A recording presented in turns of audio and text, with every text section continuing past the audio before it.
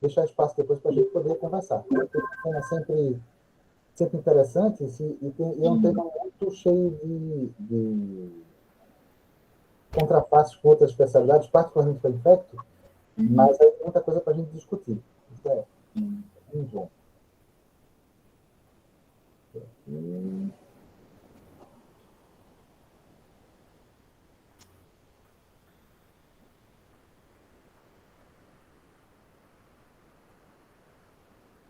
ok. Apareceu aí para vocês a tela?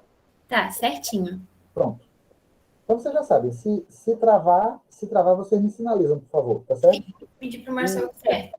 tá? E se quiserem perguntar, pode perguntar à vontade. Ou se quiserem botar no chat, depois eu converso eu respondo O no senhor final. prefere que faça as perguntas no final ou qualquer coisa quem for escrevendo eu vou lendo? Se quiser perguntar se for alguma coisa muito urgente, pode perguntar. Então, no final a gente conversa, né? Faz debate, pode ser. Tá Tranquilo. bom. Sem problema. Tá? Tá ótimo. Bom, Boa aula, professor. beleza. Bom, então, antes de mais nada, eu quero agradecer a vocês pelo convite, certo? É sempre um prazer poder participar dessas coisas, particularmente quando é liga acadêmica, eu gosto muito. Então, é uma atividade que me deixa bastante empolgado para trabalhar. Isso é muito bom. Eu acho que é um ganho muito grande para aprendizado de vocês, essas atividades de liga. O que acontece, vocês sabem melhor do que eu, que a maioria das disciplinas tem uma carga horária muito pequena. E a gente acaba não conseguindo explorar o assunto como a gente gostaria, pelo menos o que é mais importante. A gente acaba sempre deixando alguma coisa de fora. Então, essas ligas são um momento muito interessante exatamente para fazer essa complementação. Então, é uma atividade que eu gosto bastante. Tá? Então, hoje nós vamos conversar especificamente sobre a profilaxia da transmissão vertical do HIV. Tá? Bom, então, primeira coisa, um ponto muito importante, se vocês aprenderem isso, já é uma boa, já valeu a pena a aula. Toda gestante deve ser testada para HIV. Ponto. Ah, não, mas ela só tem um marido, eles vivem juntos e tal e coisa. Estou cansado de ver gente que jurava que o marido era o homem mais fiel do mundo, quando você vai ver, a mulher estava infectada, o menino também, o caba também. Então, assim, tem que testar, não tem jeito. A gente sabe que a grande forma de transmissão de HIV é sexual, isso você já sabe. Né? Então, toda a gestão tem que ser testada. Certo? Daqui a pouco vamos conversar como é que a gente faz esse teste, quando a gente faz esse teste. Por que a gente tem que ser testado? Porque a gente tem dois bons motivos para abordar esse caso. Primeiro é a própria mulher grávida. Né? Vocês sabem que toda grávida é imunodeprimida. Existem várias doenças, vocês sabem também, que, quando acometem uma mulher gestante, tendem a ser mais graves. O exemplo clássico, o H1N1, a gripe, a influenza. Mas a gente tem visto casos também de gravidade com Covid, e a gente vê, por exemplo, varicela na gestação é mais grave, o herpes zoster na gravidez é mais grave, o herpes simples pode disseminar e fazer aquele herpes disseminado típico da mulher grávida ou da puérpera. E tem várias situações em que a doença avança mais rápido na gestante. E o HIV não é exceção, certo? Isso por quê? Grosso modo, toda grávida é imunodeprimida. Porque se a mulher, quando para gestar, se ela estiver com a sua imunidade 100% funcionando, ela não segura a gravidez. Por quê? O filho que está ali, metade do material genético é dela, a metade do marido. Ou do pai da criança, né? Vamos dizer assim, mais correto. De modo que, se a imunidade da mulher estiver funcionando 100%, ela vai identificar aquela criança como um corpo estranho e vai expulsar. Então, hoje, vocês sabem que uma área de estudo muito importante na ginecologia obstetrícia hoje é exatamente essa alteração hormonal imunológica da gravidez, que permite que a gravidez siga até o final. Né? Há um certo custo. O primeiro custo é a imunodepressão, certo?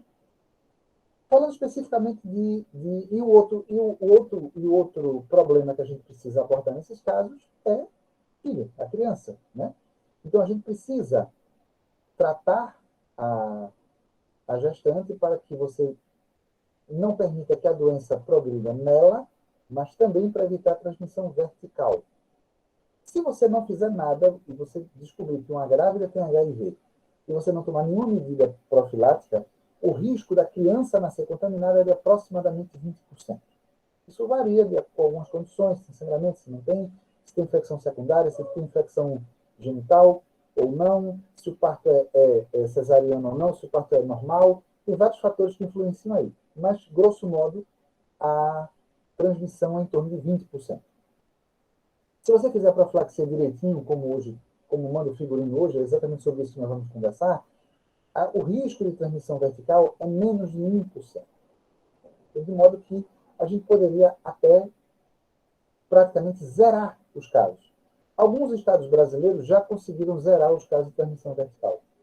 Aqui em Alagoas a gente ainda não conseguiu fazer isso. A gente ainda tem, aqui e ali, a gente tem casos de transmissão vertical do HIV, infelizmente. Isso ainda acontece. A transmissão do HIV da mãe para o filho está diretamente relacionada à carga viral materna. Quanto maior a carga viral, maior a transmissão. Isso para qualquer tipo de transmissão.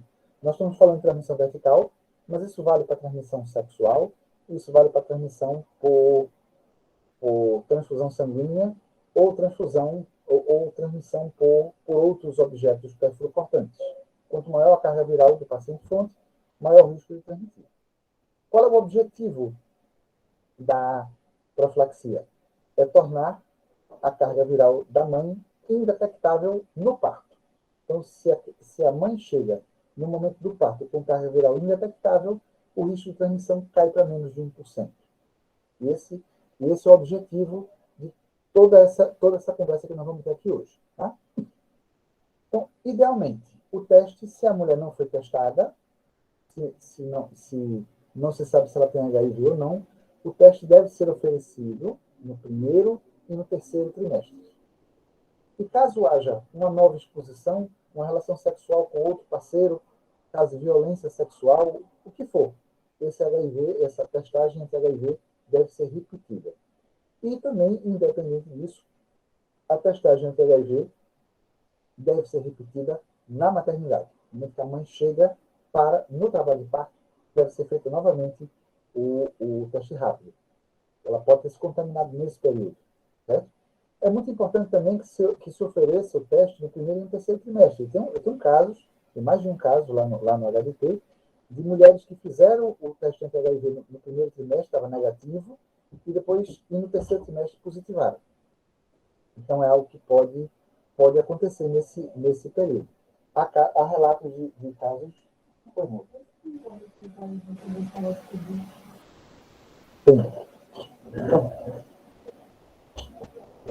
Certo? Então, tem casos que a gente sabe de mulheres que se contaminaram nesse período da gestação. Certo? Não é proibido ter relação sexual na gestação, não, de jeito nenhum.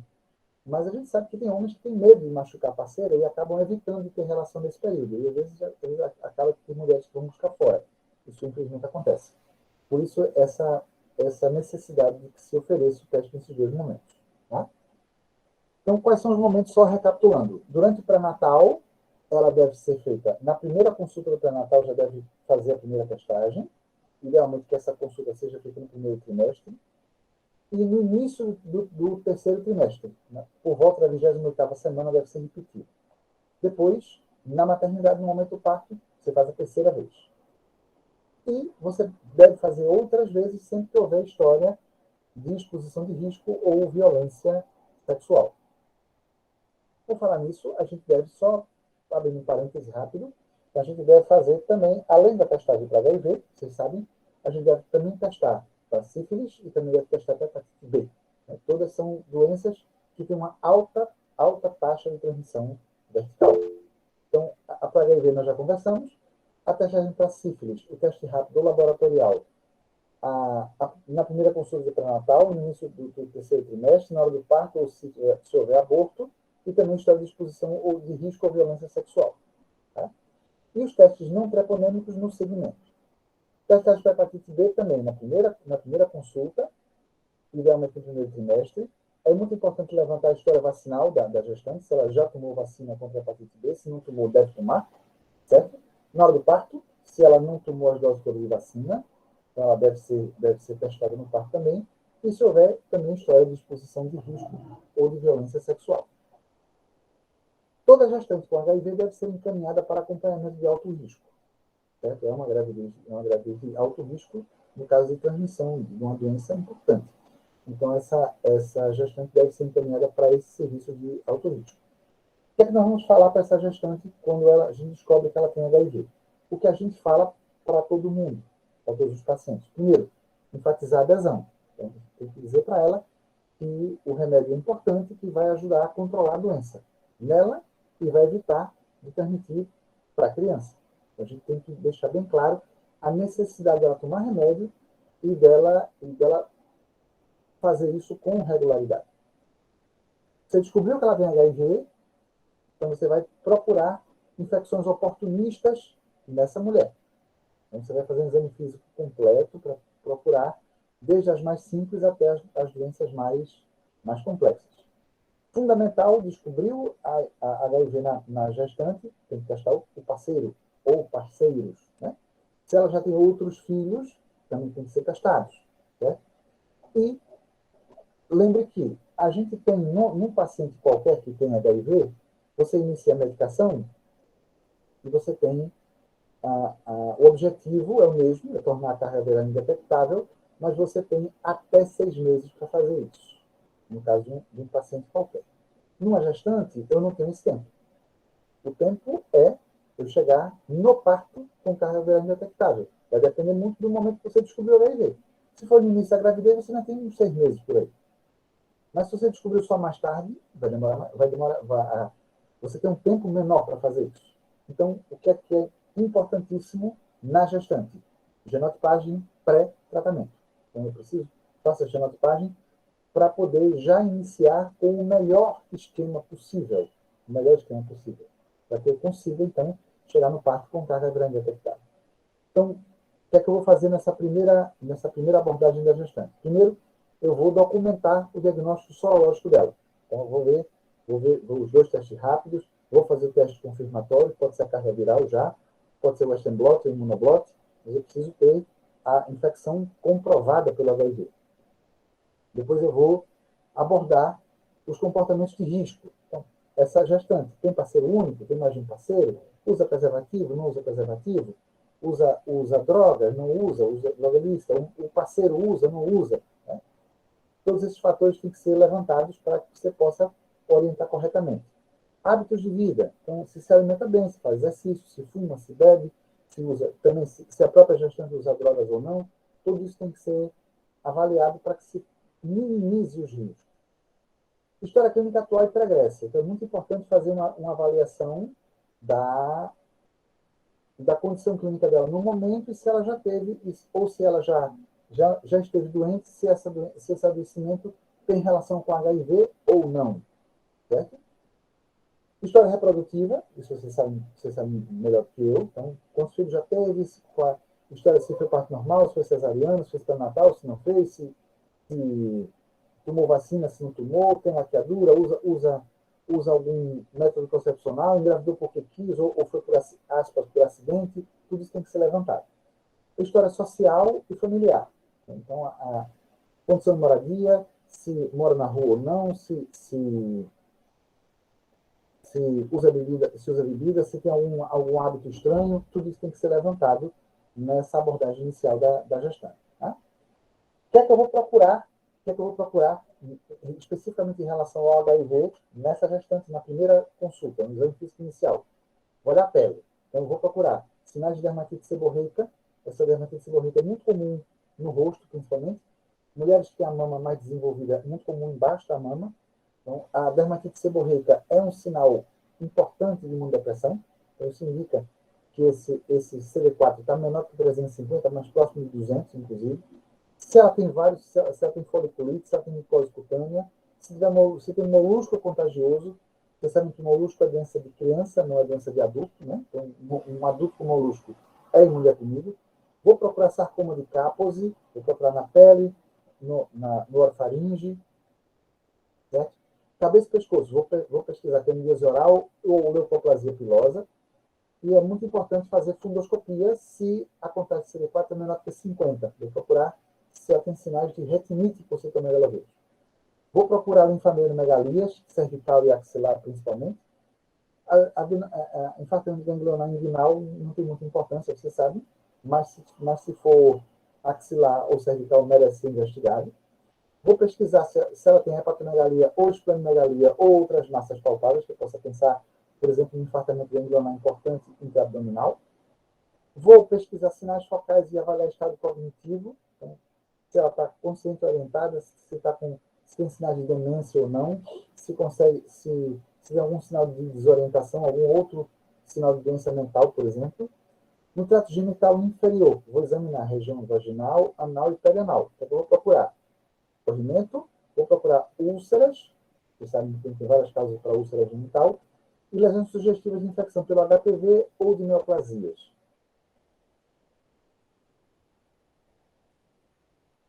Descobri o HIV, fiz essa primeira avaliação. Se eu não pedir ainda, vou pedir a primeira carga viral, certo? Essa primeira carga viral vai servir para confirmar o diagnóstico de infecção pelo HIV e também é parâmetro para o acompanhamento. Né? Então, aqui, inicialmente, eu faço como todos os pacientes. Faço uma carga viral antes, inicio à tarde. O ideal é fazer genotipagem.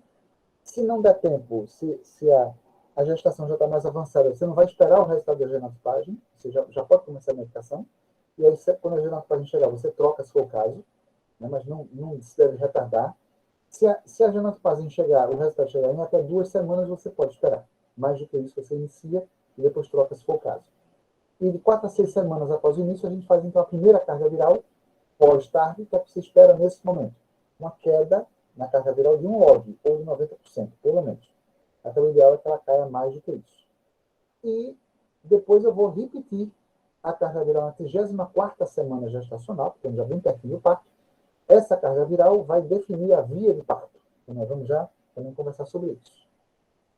Então, em relação especificamente às informações sobre o HIV na gestante. Então, o que é que eu vou procurar, além daquele exame físico completo? Vou documentar o teste, vocês já sabem, para tentar estimar o tempo provável de soropositividade, se foi infecção recente ou se é mais antiga. Quanto mais antiga, mais baixo deve estar o CD4. Né? Situações de risco para infecção, múltiplos parceiros, uso de droga, etc. Vou procurar a presença ou história de infecções oportunistas relacionadas ao HIV.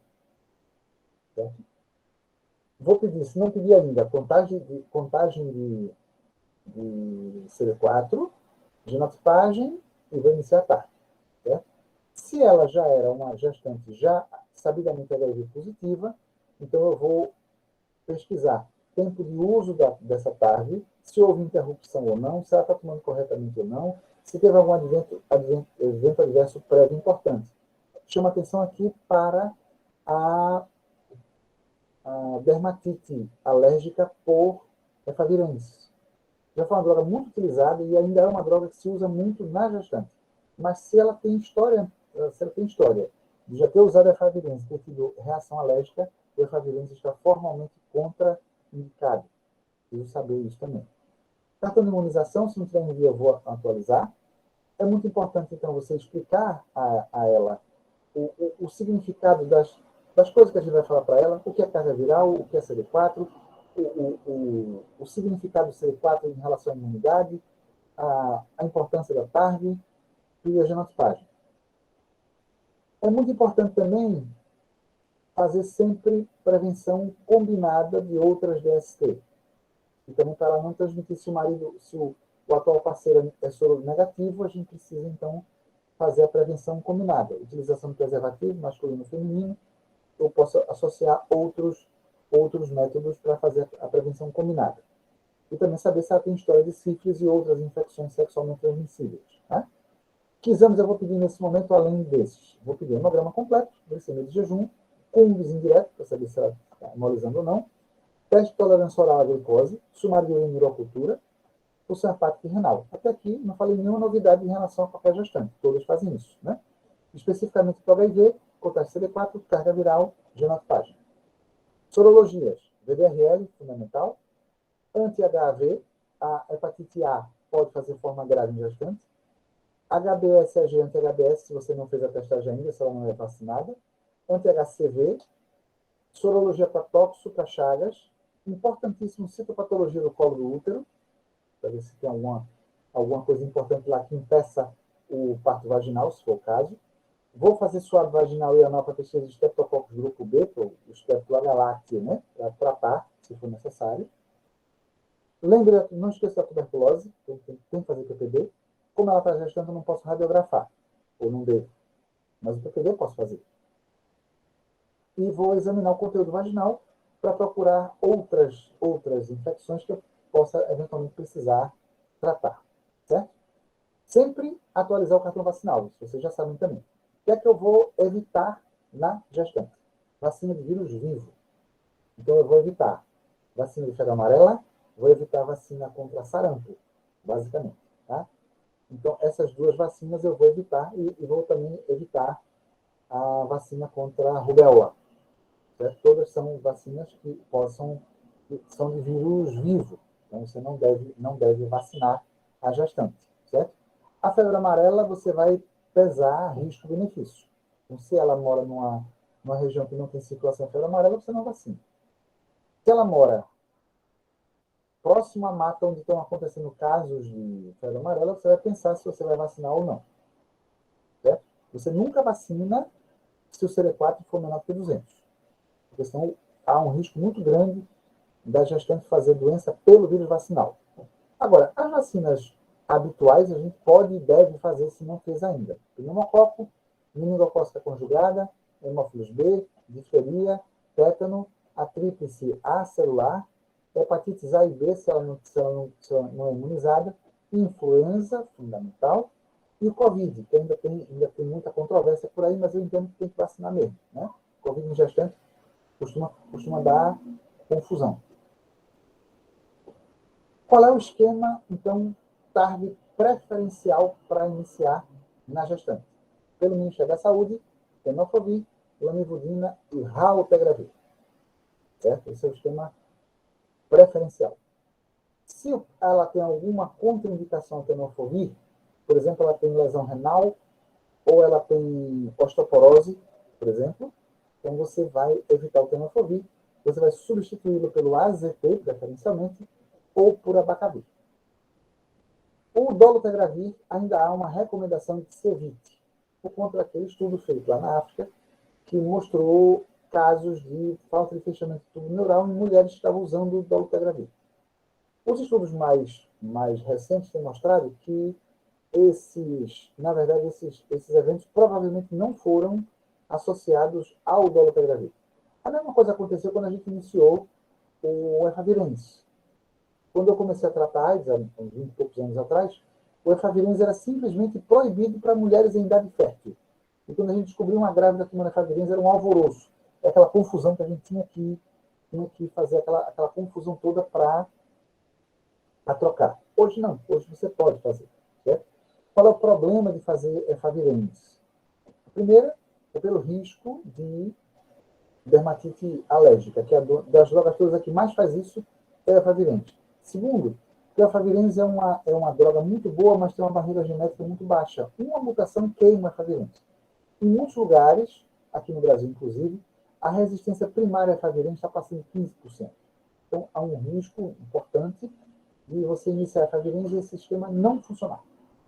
Então, a tendência hoje é não iniciar a efavirenz sem uma genotipagem mostrando que o paciente tem vírus sensível.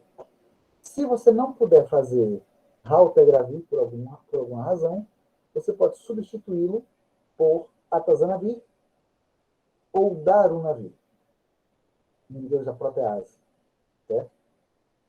Ou o próprio efavirenz. Então, só dizendo a mesma coisa de outro jeito, né? Então, o esquema preferencial, tenofovir, lamivudina e raltegravir. Se não puder fazer tenofovir, você substitui por AZT, ou se não puder fazer AZT, também faz abacavir. O esquema alternativo é com efavirenz ou com atazanavir. Certo? Quando é que você não faz efavirenz? Quando a mulher não tiver uma boa adesão, o efavirenz falha muito, né? E tem que fazer genotipagem pré. Certo? Se você não puder fazer efavirenz, você pode substituir por atazanavir ou por da aeronavia. Em relação às complicações obstétricas, são as mesmas de qualquer gestante e o tratamento é o mesmo. Certo? Então, sangramento vaginal, todas aquelas complicações que podem acontecer em qualquer gestação, aqui não é diferente, os cuidados são os mesmos. Certo? O ideal, como a gente estava conversando há pouco, é que a mulher chegue no trabalho de parto com carga viral indetectável. Nessa situação, com carga viral indetectável, a via de parto é decisão obstétrica. Então, ela pode ter parto normal? Pode. Ela pode ter parto cesáreo? Pode. Certo? Se ela tem carga viral detectável, essa gestante deve receber, aliás, parturiente, deve receber AZT e V. Certo? Durante o trabalho de parto. E parto, provavelmente dito. Tá? Quando há necessidade de fazer invasão âmnica, então você pode fazer, como tem risco de sangramento, você pode fazer AZT, intravenoso também, iniciar 3 horas antes do procedimento. Certo? Fica a critério do médico, obstetra, no momento do parto, se vai fazer AZT ou não. Certo? Então, tem médicos que preferem fazer AZT, mesmo com carga viral indetectável. Hoje a maioria não faz, mas pode, está a critério do médico, se ele quiser fazer, pode. Tá? Então, se a carga viral da parturiente é menor que 1.000 cópias na 34ª semana, a via de parto é a decisão do obstetra. Então, pode ser parto vaginal ou parto cesariano. Se a carga viral é maior do que 1.000 cópias na 34ª semana, a recomendação é cesariana eletiva. Se a carga viral estiver detectável, então, no parto, deve-se usar o AZT injetável. Então, a mesma coisa dita de outro jeito. Então, gestante com carga viral desconhecida ou detectável na 34ª semana, a recomendação é parto cesáreo, eletivo, empelicado a partir da 38ª semana. E AZT injetável e V no parto. Se a gestante chegou no parto com carga viral detectável, mas menor que 1.000 cópias, o parto pode ser vaginal ou cesariano, mas ela deve receber AZT injetável. Se a gestante tem carga viral indetectável na 34ª semana, o parto é indicação obstétrica. E pode ser vaginal. E aí você vai manter a tarde que ela já estava tomando, por via oral mesmo, sem nenhum problema.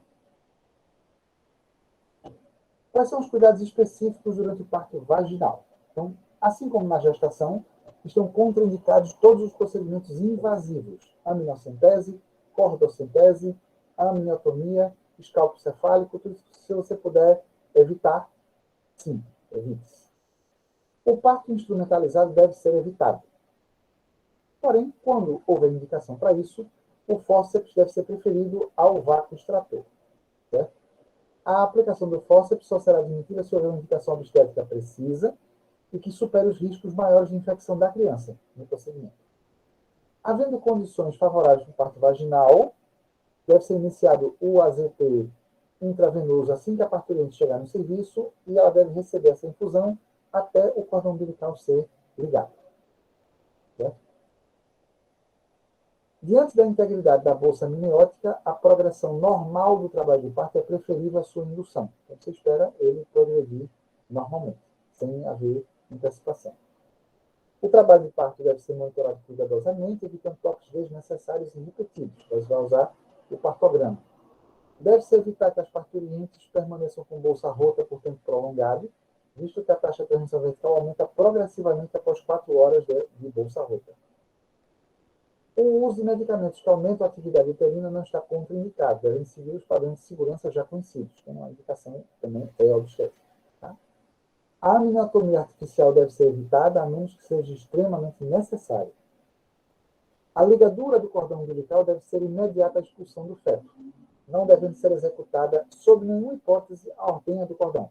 E na hora que você ordenha o cordão, você pode misturar sangue materno e fetal. E você pode contaminar a criança com essa manobra. Certo? A episiotomia só será realizada após avaliação cautelosa de sua necessidade. Sendo realizada, deverá ser protegida por compressas umedecidas com degermante, o mesmo utilizado para degermar a vagina e períneo durante o parto. Manter a episiotomia coberta pela compressa umedecida deve ser tarefa de um auxiliar, visto ser impossível para um único profissional dar assistência ao parto e evitar o contato direto nascituro com a episiotomia. Tá? Cuidados específicos da cesariana eletiva. Então, primeiro, confirmar a idade gestacional, a fim de evitar prematuridade iatrogênica. Utilizar parâmetros obstétricos, data da automenstruação, altura uterina, ultrassonografia, se você sabe melhor do que eu. A cesárea eletiva deve ser realizada a partir da 38ª semana para evitar a prematuridade. Caso a gestante tenha indicação para cesárea eletiva e inicie o trabalho de parto antes da data prevista e chega à maternidade com dilatação cervical mínima, você inicia a infusão intravenosa do AZT e realiza a cesárea, se possível, após 3 horas de infusão. Sempre que possível, proceder ao parto empelicado. Então, você retira o neonato mantendo as membranas foraminióticas íntegras. Liga o cordão umbilical imediatamente após a retirada do RN e não faz ordenha do cordão. Realizar completa hemostasia de todos os vasos da parede abdominal e a troca das compressas ou campos secundários antes de realizar a esterotomia, minimizando o contato posterior do RN com sangue materno. E deve-se utilizar antibiótico profilático, tanto na cesárea eletiva quanto na caso de urgência, dose única IV, 2 gramas de cefazolina. No puerpério, o que eu devo fazer? Assim que for possível, até 3 semanas após o parto, eu devo trocar o esquema, tiro o raltegravir ou efavirenz, outra droga que tenha sido utilizada, e posso introduzir o dolutegravir. O dolutegravir tem mostrado ser uma droga das mais potentes dos esquemas antirretrovirais que se conhece. Então, sempre que for possível, você inicia o dolutegravir, que é a primeira linha de tratamento que você já sabe. A amamentação está contraindicada, mesmo a mãe com carga viral indetectável, mas como no processo de amamentação pode haver fissuras e pequenos sangramentos, então existe esta contraindicação à amamentação. E o segmento é o segmento habitual que se faz para qualquer gestante. Certo? Tudo bem? Tudo ótimo, professor. Foi bem assim, né? Eu vou chegando bem do jeito que o senhor falou. Pronto. Então, estou à disposição. Se quiser perguntar alguma coisa, estou à disposição. Professor Telmo, satisfação vê-lo. Foi ótimo, professor. Acho que o meu microfone fechou bem no finalzinho. Tranquilo, tranquilo. Olha, pelo que eu vi aqui, a gente não teve nenhuma dúvida, nenhuma pergunta. Maria, foi muito ruim. Ninguém entendeu Ah, nada. eu achei ótimo, como sempre. A gente só vai fazer a mudança no esquema porque quando o Ultradravir vai ser mais forte, né? E durante a gravidez, a gente opta pelo outro. No momento ainda é contraindicado por causa desse risco de malformação do fechamento do tubo neural. Foi a mesma coisa que aconteceu com o efavirenz lá no começo. A gente não fazia efavirenz para mulher em idade fértil. Hoje a gente faz. É um esquema permitido na gravidez. Mas a tendência nos próximos meses, nos próximos anos, é que se libere também o dolutegravir nessa situação. Mas, no momento, ainda é proibido. Né? Tem uma coisa que eu não falei, importante. Se é uma gestante que já é sabidamente HIV positiva, ela já toma medicação, e você descobriu que ela está grávida, então você deve avaliar o esquema TARD dela e trocar se for necessário. Então, se ela tiver usando algum esquema incompatível com a gravidez, você deve, por exemplo, dolutegravir, você deve trocar esse esquema o mais rápido possível. E, se necessário, depois do parto, você volta para o esquema anterior, que ela já usava. E também... O que o senhor fala se é necessário? Se fizer, tipo, os exames e ver que, tipo, a carga viral tá alta e a gente dobra? Isso. Por exemplo, o que é que acontece? Às vezes, esse esquema básico que a gente usa hoje, tenofovir, lamivudina e dolutegravir, você associa tenofovir, lamivudina num comprimido só e dolutegravir separado. São 2 comprimidos uma vez por dia. É um esquema muito cômodo, muito fácil de tomar. Se você troca para Raltegravir, por exemplo, a mulher vai ter que tomar remédio 2 vezes por dia. Raltegravir você faz de 12 em 12 horas. Então, isso já aumenta o risco de esquecer uma dose, né? Isso torna mais complicado. Tem estudos mostrando claramente que quando você faz esquemas com dose única diária, a adesão é muito melhor. Isso vale para qualquer doença. Não estamos falando só de HIV, vale para qualquer doença. Então, sempre que possível, a gente deve sempre tentar facilitar o máximo possível o tratamento dela.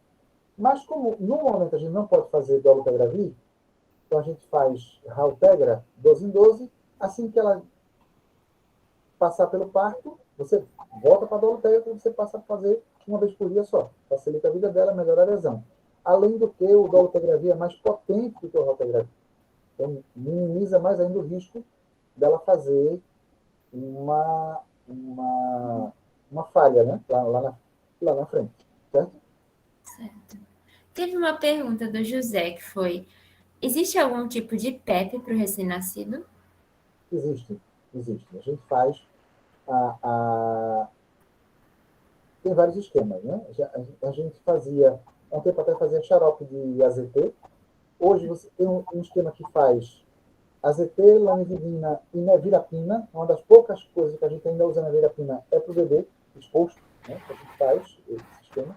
Aí já seria outra aula já bem extensa sobre isso. Mas, assim, em linhas gerais, a gente deve fazer profilaxia assim. Normalmente a gente faz para todos os bebês que nasceram de mãe positiva. E aí você tem que acompanhar a criança também. Primeira coisa, nasceu, você já faz a primeira carga viral na criança imediatamente. Porque se a carga viral da criança já está positiva, indica que ela já se contaminou durante a gravidez. Então não tem mais indicação de fazer profilaxia. Você vai fazer os exames já para iniciar o tratamento da criança. Se essa primeira carga viral da criança já está negativa, você mantém a profilaxia e depois faz o acompanhamento. Basicamente, você tem que ter pelo menos 2 cargas virais indetectáveis para você poder suspender a medicação e ficar só acompanhando a criança. Se a carga viral der positiva, detectável no caso, você repete imediatamente. Confirmou a positividade e inicia o tratamento. Você já considera a criança como infectada, certo? Mas aí já é outro mundo de coisa para a gente conversar, tá? Sim. O que mais, gente? Sim. O senhor comentou uma coisa que eu fiquei um pouco em dúvida também sobre o uso do antibiótico, né? Cefazolina. A gente vai fazer em quais casos mesmo? Sempre que houver algum risco de infecção, seja por manipulação, trabalho prolongado, qualquer situação dessa você deve fazer. Lembre que essa gestante é mais imunodeprimida do que a maioria, né? Porque ela Sim. não tem imunodepressão só da gravidez, ela tem imunodepressão do próprio HIV. Então, o risco dela fazer infecção nesse contexto é maior. Por isso, a recomendação de fazer essa antibiótico profilaxia, certo? Por causa da imunodepressão que ela está. Apesar que, assim, ela chegando no momento do parto, com carga viral indetectável, CD4 alto, o risco é igual a de qualquer gestante. Mas nem sempre a gente vai conseguir fazer isso, né? No mundo ideal, que você faz o teste lá no primeiro trimestre, você descobre lá cedo, ainda o risco é menor. Não é o que acontece muitas vezes. Você sabe que vocês fazem pré-natal por aí, vocês veem que muitas mulheres chegam já no segundo trimestre, às vezes já no terceiro, para iniciar o pré-natal. Ou chega na maternidade e não fez pré-natal nenhum. De repente ela descobre que tem HIV na hora do parto. E isso, infelizmente, não é raro acontecer. Certo? E, então, por isso, essa necessidade de fazer essa abordagem um pouco mais agressiva. Certo? Certo. O que mais, minha gente? Deixa eu ver aqui. Acho que foi só isso, professor. Foi ótima a sua aula. Como sempre, muito didático, né? Bem objetivo, né? Graças a Deus. Isso é importante. Muito obrigada por ter aceitado o convite. Fico muito feliz de ter o senhor aqui com a gente, viu? Tranquilo. Precisando, me chame de novo, eu venho. Tranquilo. Viu? Muito Tá obrigado bom. pelo convite também. Muito obrigado, viu? Beleza. Obrigada, professor. Até mais. Boa noite, minha gente. Tchau, tchau. Boa noite. Até a próxima. Tchau, tchau.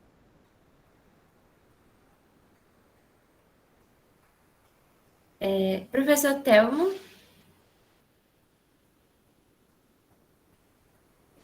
Tudo bom? tudo bem? Boa noite. Boa noite. Eu estou com um fundo aqui meio estranho, mas é porque eu estou com um monte de gente dentro de casa, eu vim aqui para o quarto e só tem roupa. Ah, sim, não, sem problemas. Professor, se o senhor quiser Já posso escrever, começar? pode. Estão me ouvindo bem? Tá ótimo. Tá bom. Vou tentar colocar aqui. Eu vou ir apresentando o senhor enquanto isso. Tá Bom, bom. gente, o Dr. Telmo, ele possui graduação em medicina pela Universidade Estadual de Ciências de Saúde de Alagoas. Ele é tem mestrado em medicina obstetrícia pela USP. Ele tem doutorado em saúde materna e infantil pelo Instituto de Medicina Integral Professor Fernando Figueira, em 2018, mestrando na Unifesp. Atualmente, ele é professor auxiliar da Universidade Estadual de Ciências da Saúde de Alagoas e professor do curso de Medicina do Centro Universitário Tiradentes, a UNIT. Tem experiência na área de medicina, com ênfase em ginecologia e obstetrícia, atuando principalmente em gestação de risco. E hoje ele vai falar para a gente sobre infecção puerperal. Professor, pode ficar à vontade. Estão vendo a aula? Apareceu aí? Sim, certinho. Apareceu? Certo. Tá. Eu queria inicialmente agradecer o convite. É sempre fascinante, né, dar aula para estudante e falar de um tema de grande importância. Só porque a gente fica aqui olhando para a tela, eu queria só confirmar. Estão me ouvindo? Estão vendo a tela? Sim, estou te ouvindo direito e estou vendo a tela. Se cair qualquer coisa, eu te aviso aqui ou eu mando Tá. mensagem no WhatsApp, tá bom? Não, não manda mensagem não, que eu não estou nem Não? vendo aqui o computador. Tá, então Fala tudo aí. bem. Eu falo, pode Tá deixar. bom. Então, gente, nós vamos abordar um assunto de grande importância. Né? Vocês sabem que a mortalidade materna ainda é um problema sério no mundo. Né? A Organização Mundial de Saúde preconiza em torno de 20 mortes para 100 mil nascidos vivos.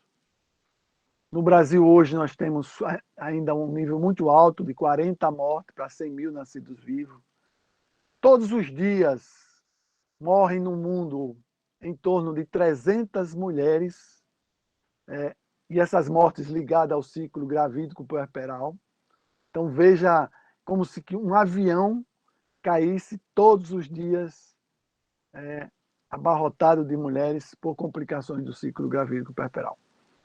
E a infecção puerperal, nos países pobres, ela é a principal causa de morte materna. Nos países desenvolvidos, ela está em segundo, em terceiro. No nosso país, vocês vão ver aqui, está em terceiro, como a terceira causa de morte materna. Então, é um assunto de grande importância.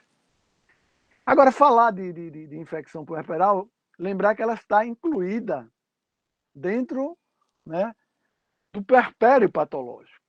E quando a gente fala em puerpério patológico, a gente está falando em infecção puerperal, em hemorragias, em patologias da lactação e em transtornos psiquiátricos do pós-parto. Então, seriam 4 aulas, né? São 4 assuntos fascinantes, importantes que a gente precisa falar, mas a gente vai se concentrar um pouquinho na infecção puerperal. A gente pode definir infecção puerperal como um quadro febril, com duração superior a 48 horas, dentro dos primeiros 10 dias de puerpério, excluindo as primeiras 24 horas, porque a mulher, principalmente quando é em decorrência de um parto normal, ela pode apresentar alguns picos febris naquelas primeiras 24 horas, em decorrência de todos aqueles processos metabólicos que estão envolvidos no parto normal. Lembrar que uma coisa importante na infecção puerperal, uma das principais causas, a gente vai discutir mais na frente, é a cesárea. Após o parto vaginal, apenas 20% das mulheres que apresentam quadros febris têm infecção puerperal. Porém, após uma operação cesariana, 70% das mulheres febris são diagnosticadas como portadoras de infecção puerperal. Outra questão importante para vocês entenderem um pouco a fisiologia, nós sabemos que o parto é um evento antiguíssimo, né? O primeiro ser que nasceu de um parto, né? E a natureza criou determinados mecanismos para proteger a mulher de infecções. Quais seriam esses mecanismos? A atividade e contrato normal do útero, mesmo após o nascimento, o útero continua se contraindo, certo? Para fechar toda aquela zona, né? Aquela cavidade uterina que ficou desprotegida quando a placenta saiu. A involução puerperal, uma reação leucocitária intensa, né? Um sistema imunológico atuando, e a homostase trombótica na zona de implantação da placenta. Tudo isso são mecanismos de defesa para evitar que a mulher, após o parto, evolua com a infecção. Por quê? Porque na cavidade uterina, depois do parto, existe uma área remanescente, né, do descolamento placentário, que aquela área constitui uma zona de grande potencial para a infecção. Isso, quando se acrescenta de uma cesárea, você fica com aquela zona placentária exposta às bactérias e também a solução de continuidade da cesárea. Por isso que a cesárea também é um fator de risco, nós vamos ver mais na frente, importantíssimo para o desencadeamento da infecção puerperal. Qual a importância? Eu já falei um pouco no início, é a terceira causa de morte materna no Brasil. É a primeira causa de morte materna no mundo subdesenvolvido. E ela está responsável por mais ou menos 8 a 10% dos óbitos maternos em nosso país. Então veja que é um assunto de grande importância do ponto de vista epidemiológico. Nós sabemos a gravidade que é uma morte materna, as repercussões, né, familiar, né, as repercussões para aquele filho já nasce praticamente sem uma mãe. Então, um assunto de grande importância. E quais são os fatores predisponentes? Isso é muito importante, porque o apanágio da infecção puerperal ela é fruto basicamente de um pré-natal de baixa qualidade e algumas patologias que vão repercutir no parto. E também está relacionado muitas vezes com a qualidade de assistência ao parto, né? A gente vai ver mais na frente que uma das principais causas clínicas de infecções puerperais é a endometrite. E uma das principais causas de endometrite são restos placentários.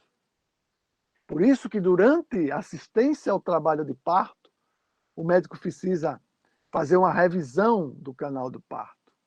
O médico, ou a parteira, ou a enfermeira obstétrica, porque o parto ele não é um evento exclusivo do médico.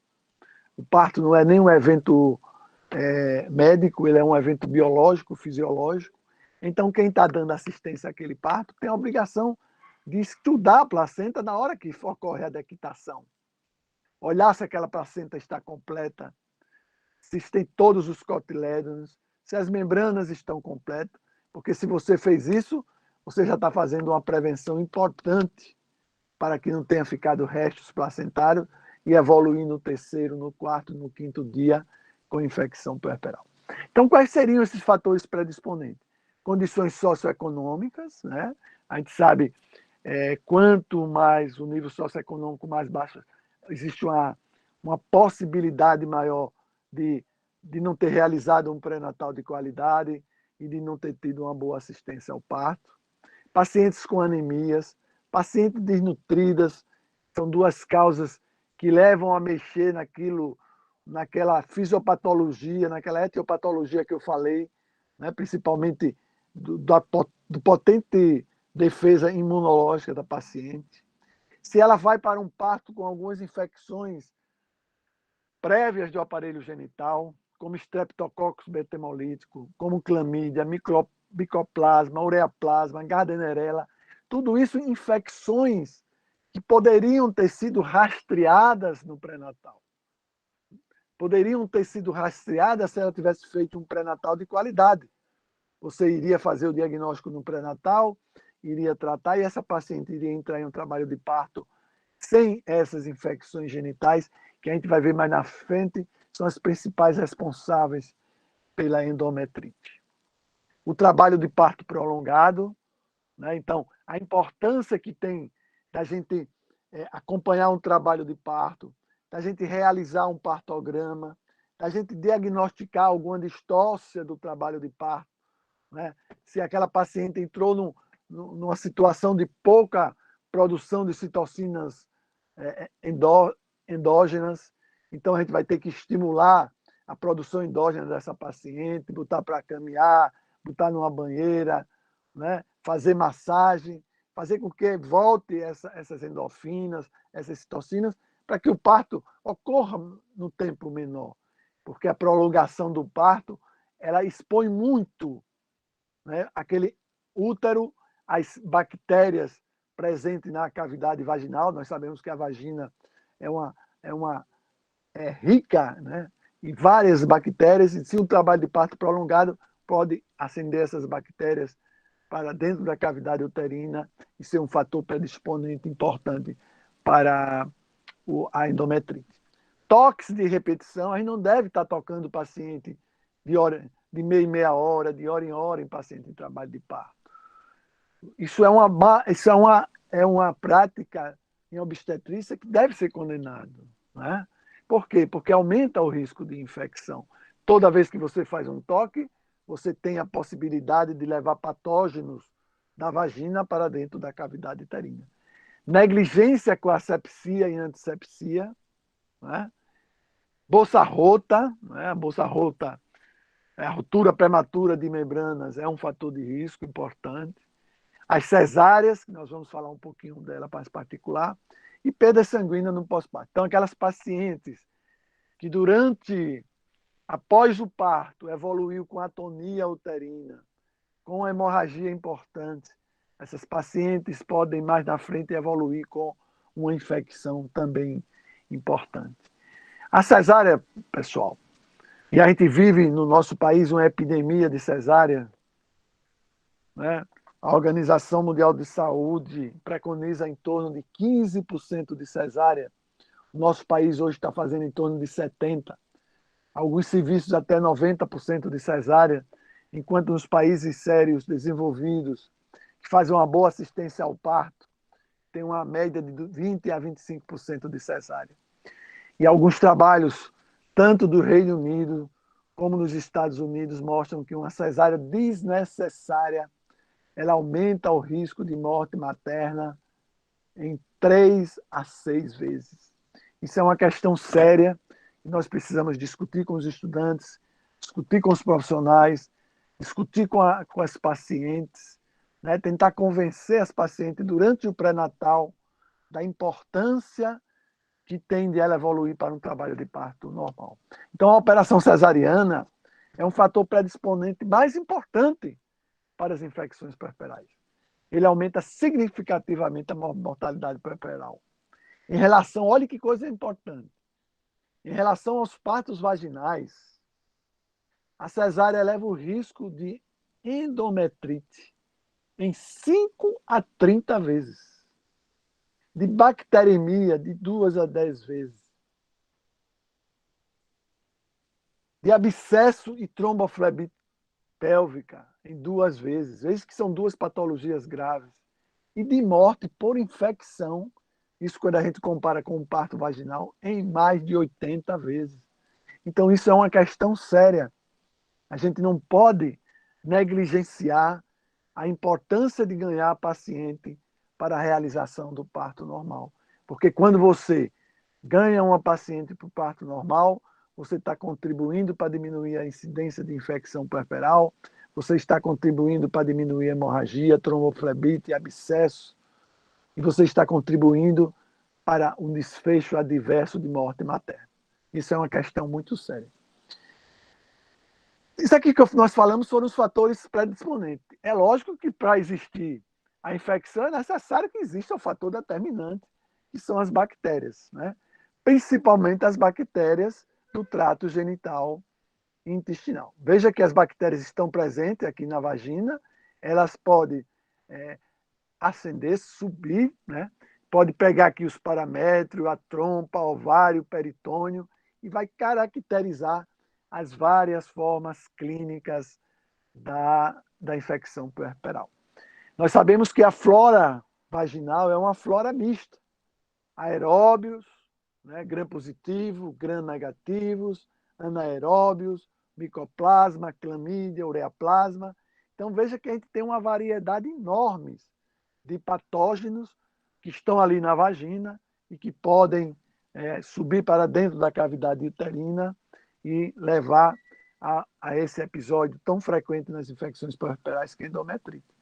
De todos esses patógenos que estão aqui, o mais comum para causar endometrite, infecção puerperal, é a Escherichia coli. Veja, uma bactéria tão inocente, né? E aí, uma das coisas importantes, quando nós estamos diante de uma infecção puerperal, é a gente caracterizar qual a forma clínica dessa infecção. Por quê?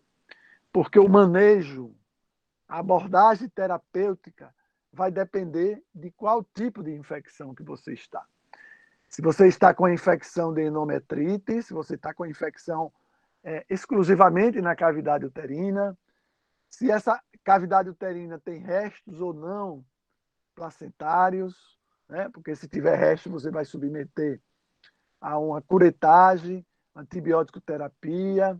Se você tem um comprometimento, além de endometrite, de paramétrios, né? De paramétrios, se você tem uma pelviperitonite, ou se essa infecção já está virando sistêmica, já está pegando o rim, já está pegando o pulmão.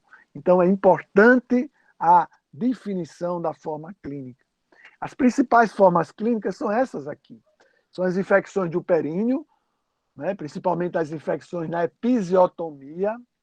A gente sabe também das boas práticas obstétricas hoje, não realizar de rotina episiotomia. A gente sabe que a episiotomia de rotina chega a ser uma violência obstétrica. Então, quanto menos realizar a episiotomia, menos risco nós temos também de infecção puerperal. Né? A endometrite, que é uma das principais causas, ou a causa inicial das infecções puerperais, a parametrite, a anexite, as pelviperitonites, as tromboflebites e o quadro mais grave, né, que mais leva ao desfecho de morte materna, que é a septicemia. Vejam que é uma situação decrescente, né? Você vem de uma, às vezes, inocente endometrite e pode chegar até uma septicemia com lesões de órgãos nobres à distância e com comprometimento importante. Então, a infecção do períneo ou da episiotomia, ela é relativamente incomum, né? Porque essa região perineal, ela tem um sistema imunológico que funciona muito bem, mas quando presente, ela apresenta hiperemia, dor, calor, rubor e algumas vezes sinais de abscesso e inflamação. Né? O tratamento dessas lesões pontuais na episiotomia é antibiótico terapia. Se tem abscesso, fazer a drenagem do abscesso e muitas vezes a gente precisa reabrir aquela episiotomia, né? Você vai remover a sutura da episiotomia e aí você vai fazer aquele tratamento local sem grandes problemas. A maioria dessas infecções são infecções leves e não evolui para outro tipo de infecção puerperal. Essa que é o apanágio da infecção puerperal, que é o início das maiorias das infecções puerperais e que é a mais comum, que é a endometrite. Diagnóstico clínico fácil, sem dificuldade, você tem febre alta, você tem dor no baixo ventre, você vai fazer um toque, a paciente reclama de dor, o colo vai estar pévio, vai estar amolecido, vai ter um sangramento de odor fétido, o útero vai estar um volume aumentado para o esperado, dependendo daquele puerpério imediato ou remoto, e bastante amolecido. E a ultrassonografia vai ajudar. Ela vai dizer se você tem restos placentários. Porque se você tem uma endometrite ou uma miometrite com restos de placenta, você vai ter que introduzir o antibiótico, você vai ter que fazer a curetagem 2 ou 3 horas depois da antibiótico terapia para dar uma cobertura inicial. Aí você vai fazer a curetagem e aí depois vai iniciar com antibiótico e antitérmicos para essa paciente. Aqui mostrando, né, graficamente um parametrite, né, que é uma infecção aqui, ó, do lado do útero, nos paramétrios, já com um flemão, já com um abscesso importante. Quando lembra que eu falei que é importante a gente caracterizar a forma clínica, porque o tratamento vai ser diferente. Veja que esse caso aí específico, além de você introduzir o antibiótico, você vai ter que fazer a drenagem desse abscesso. E aí você pode fazer a drenagem desse abscesso tanto por via abdominal, por uma laparotomia, ou você pode fazer também por aqui, ó, fundo de saco, você aqui abrir o fundo de saco e vai drenar essa secreção purulenta, esse abscesso. Então, nos casos de presença de abscesso, além do antibiótico terapia, é importantíssima a drenagem desse abscesso.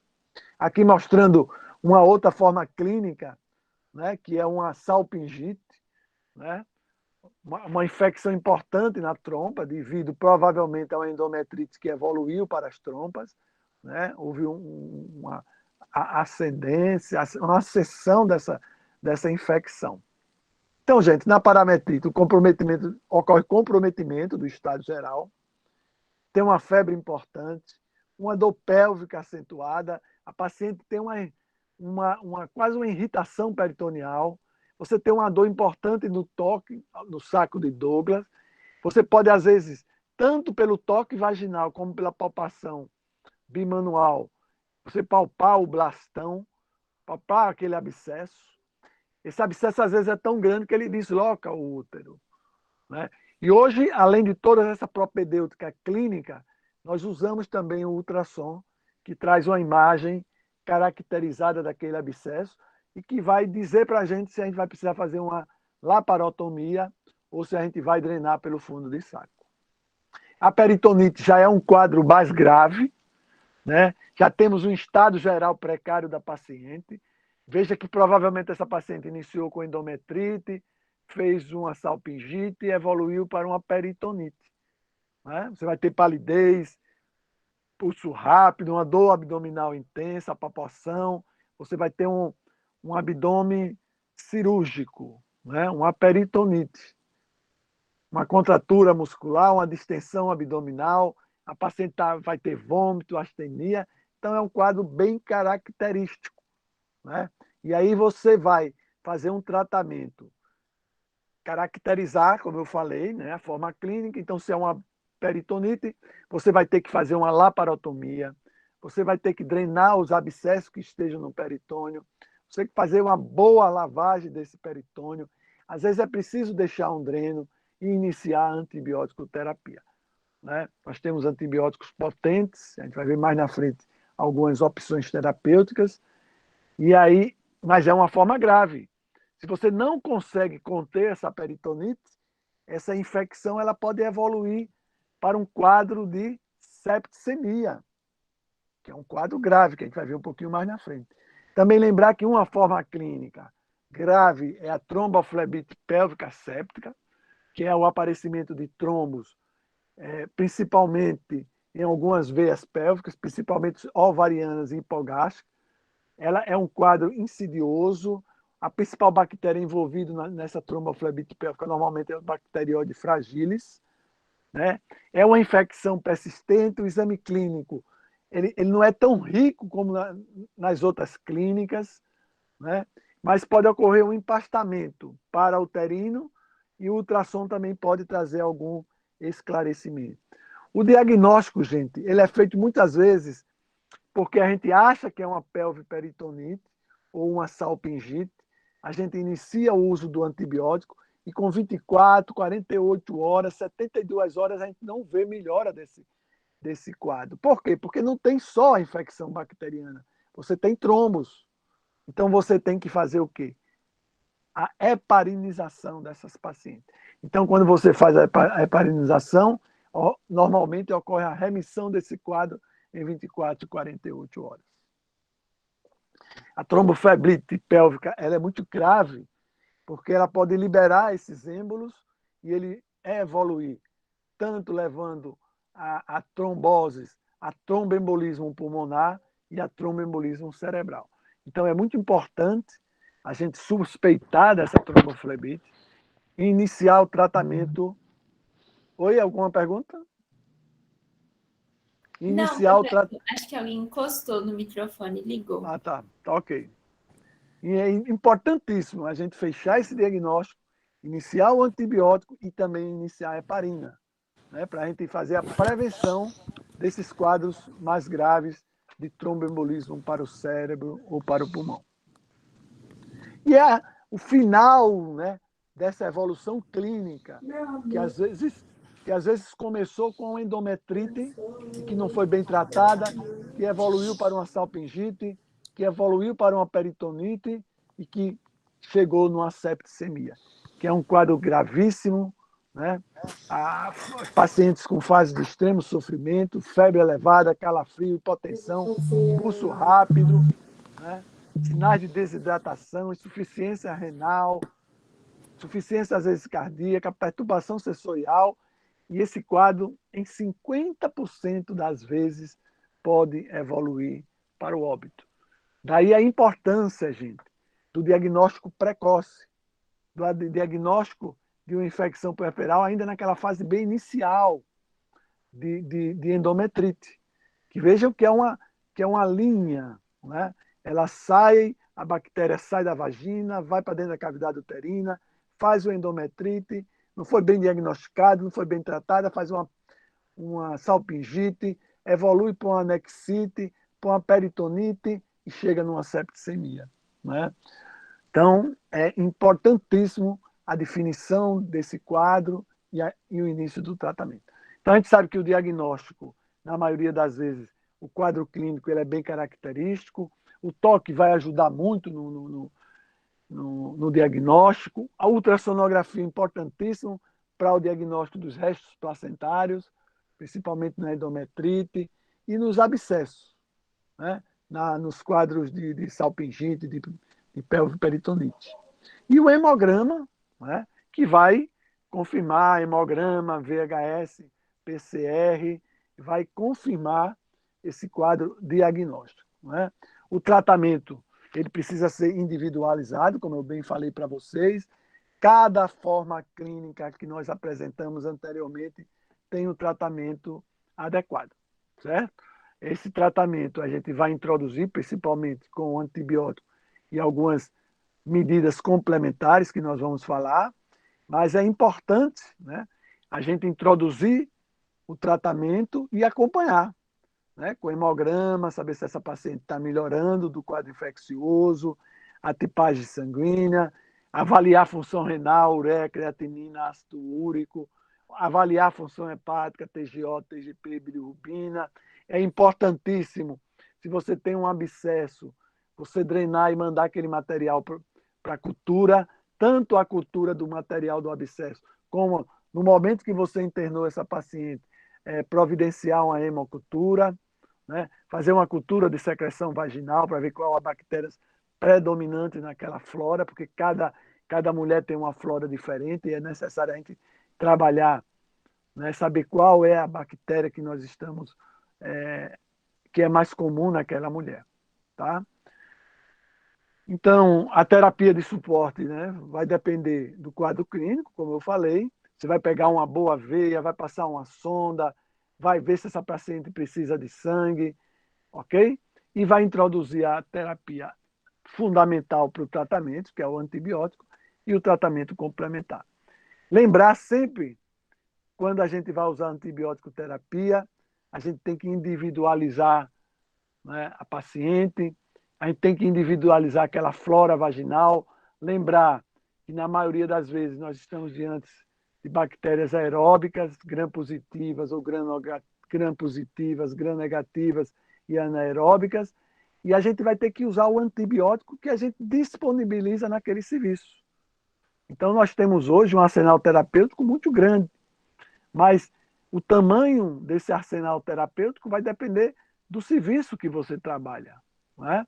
Às vezes você pode dispor de uma cefalosporina de terceira, de quarta geração, às vezes você só disponibiliza da primeira geração. É importante sempre que você for usar um antibiótico, ter em mente que você precisa fazer um antibiótico que possa combater os gram-positivos, gram-negativos e os anaeróbicos. Então, normalmente, naqueles casos mais leves, principalmente de ferida da cicatriz das cesáreas, se for um caso leve de infecção de parede, você pode estar com a cefalosporina, e aí você vai ver se você tem uma cefalosporina de primeira, de segunda ou de terceira geração. Nos casos mais graves, você vai associar a um antibiótico que possa combater as bactérias anaeróbicas. Normalmente aí você vai associar uma cefalosporina e um metronidazol ou uma clindamicina. E muitas vezes você pode também usar os aminoglicosídeos, que é a gentamicina e a micacina. Uma associação que a gente foi usada durante muito tempo, é muito barata, ainda usamos muito, principalmente no SUS, é a associação de ampicilina, metronidazol e gentamicina. Por quê? Porque aí você vai pegar gram positivo, gram negativos e anaeróbio. E funciona muito bem. Agora, é lógico, se você saiu de uma evolução clínica, de uma endometrite, para uma infecção mais séria, uma septicemia, uma peritonite, você às vezes vai precisar disponibilizar de antibiótico que possa ter uma resposta mais ideal. E aí você vai ver de onde você está trabalhando e quais os antibióticos que você tem. Lembrando sempre que precisa de um antibiótico que possa fazer uma cobertura completa de gram positivo, negativos e anaeróbico. O tratamento complementar ele é fundamental, porque ele precisa ser particularizado. Então, se você tem uma endometrite e tem resto, você tem que fazer a curetagem. Se você tem um abscesso, você tem que fazer a drenagem. Se você tem uma peritonite, você tem que fazer a laparotomia. Se é uma tromboflebite, você, além do antibiótico, você também vai fazer a heparina. E se você tem um choque séptico, essa paciente precisa de cuidados intensivos, né? E precisa ser encaminhada para uma unidade de terapia intensiva. Isso é importante e isso é diferencial para a gente diminuir o desfecho adverso materno. Você tem uma paciente, está evoluindo com a sepsis, e você tem uma UTI de qualidade, você tem uma chance maior de tirar essa paciente da sepsis. O ideal é você atuar naquelas fases iniciais. Jamais deixar essa paciente evoluir para um quadro de septicemia. Mas, às vezes, é inexorável. Tem pacientes que têm uma evolução clínica muito rápida. E você fez toda aquela cobertura que era necessária naquele momento, mas a paciente tinha um sistema imunológico comprometido e ela terminou evoluindo rápido para um quadro de septicemia. Então, para encerrar, eu gostaria de falar de mais duas infecções que é muito comum no puerpério. Seria uma aula também grande, né, das infecções da mama com relação ao parto, mas a gente vai falar apenas da mastite, que é um processo infeccioso agudo e que pode acometer qualquer tecido mamário, tanto glandular, subcutâneo, a pele. O principal agente etiológico nas mastites puerperais é o Staphylococcus aureus. E o processo tem início, muitas vezes, em uma não boa prática de amamentação. Então, faz uma estase láctea, a seguir vai surgir alguns sinais clássicos da inflamação no local. Veja que essa mama aqui está bem clássico, né? Você olhou para ela, você dá o diagnóstico, você tem aqui dor, calor, rubor, certo?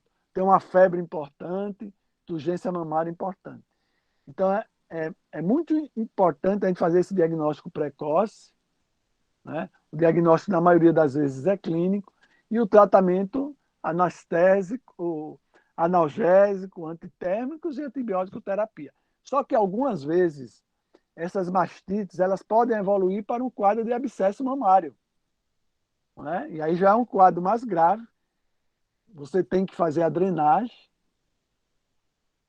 e para a retirada, tudo isso aqui é secreção purulenta, são abscessos às vezes muito grandes. Você faz o diagnóstico tanto pela palpação, mas também principalmente com ultrassom. E muitas vezes você não tem a necessidade de inibir a amamentação. Então, você pode, às vezes, continuar com a amamentação dessas pacientes, a não ser que seja uma drenagem muito próxima do mamilo, né, que vai dificultar a amamentação. E, por fim, pessoal, eu queria encerrar. Vocês viram que, no mundo atual, principalmente no Brasil, uma das principais causas de de infecção puerperal são as infecções pós-cesáreas, principalmente as infecções de parede. Porém, esse perfil tem alterado, tem melhorado muito de infecções pós-cesárea após o Colégio Americano de Ginecologia Obstetrícia ter divulgado para o mundo inteiro a necessidade de antibiótico profilaxia. Né? Então, foi introduzido hoje em todas as cesáreas, durante o transoperatório, você faz 2 gramas, normalmente, de uma cefalosporina de segunda ou de terceira geração, e a gente conseguiu, com uma medida simples, barata, você diminuir muito a incidência de infecções pós-cesárea, principalmente nos países como o nosso, que tem uma incidência muito grande de cesariana. Então era isso, pessoal. Eu fiz uma abordagem, tentei fazer uma abordagem bem simples, né? Apesar de ser um assunto assim bastante importante, e quem trabalha com assistência ao parto, sempre, em algum momento da sua vida, você vai se deparar com um quadro de infecção puerperal. Então era isso, pessoal. Estou aí aberto para alguma pergunta. Professor, muito obrigada pela aula, foi excelente, né? Como geralmente nos nossos encontros é. E eu não vi nenhuma pergunta, por enquanto. Professor, eu tenho uma pergunta, professor, em relação ao diagnóstico da tromboflebite. Obviamente que a gente não vai poder colocar a patologização da TC, né, e a ultrassom é mais para abscesso. E aí, como é que ficaria a utilização da prova terapêutica? Marcelo, é bem importante a sua pergunta, tá? Essa é uma das maiores dificuldades que a gente encontra nesses quadros iniciais, porque além de ser uma doença assim, a tromboflebite ela é meio insidiosa, ela não traz aquele quadro clínico bem exuberante, né? De uma salpingite, de uma peritonite, mas tem 2 coisas que são importantes. Ele normalmente evolui sempre com febre, e após a gente introduzir antibiótico terapia, se a gente entrou com antibiótico, fez aquela cobertura perfeita, em 24, 48 horas você não está vendo melhora, aí você faz a heparina. E é uma prova terapêutica perfeita, porque com 24 horas, normalmente essa paciente tem uma resposta excelente. Mas é muito difícil. Às vezes a gente até come bola, às vezes. Mas é por isso que a gente tem que ficar sempre atento. Teve quadro insidioso, não está melhorando, 24, 48 horas, entra com a heparina, que também, se não for, não vai trazer grandes complicações, e aí você vê perfeitamente a resposta clínica da paciente. Oi, Bianca. Oi, professor. Acho que não tivemos mais nenhuma pergunta além da do Marcel. Então eu gostaria de agradecer ao senhor pela disponibilidade. Desculpa ficar te ligando. Nada. Foi Eu ótimo. só quero assim, eu estou à disposição, quando precisar de mim, pode entrar em contato. Eu não vejo muito o Zap, tá? Então tenta ligar para mim que eu atendo, tá bom? Tá, pode deixar. Mas muito obrigada, viu? Foi excelente. Obrigado, é um prazer enorme ter participado dessa jornada de vocês. Obrigada. Até mais. Tchau. Tchau, tchau.